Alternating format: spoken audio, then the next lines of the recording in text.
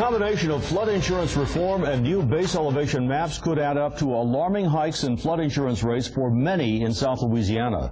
Today, Senator Mary Landrieu took action to try to block the increases as a delegation from Louisiana meets with D.C. power brokers. Government and business leaders from 14 parishes across South Louisiana are in Washington right now to fight FEMA's flood insurance rate maps and the flood insurance reform law enacted last July. If the maps get adopted like they are and no benefit comes to these residents, they're going to be seeing, flood insurance rate go from $250 a year to $10, $12.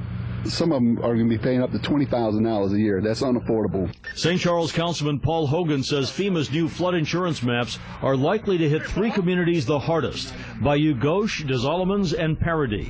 Amy Knuppel, who has flooded, fears it could be financially crippling. It would probably be looking at between $15,000 to $20,000 a year. And I have two locations, so it's kind of scary. The new law aims to cut the government subsidy for flood insurance and make the program solvent.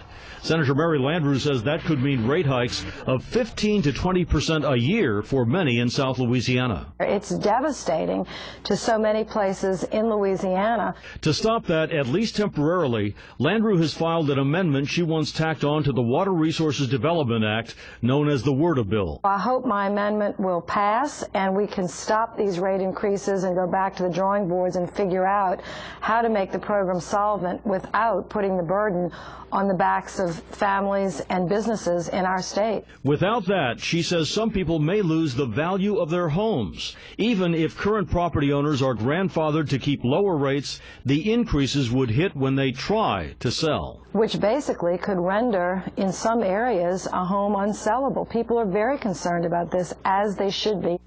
Landrieu stresses her amendment would provide a temporary break until a better long-term solution can be found. As the battle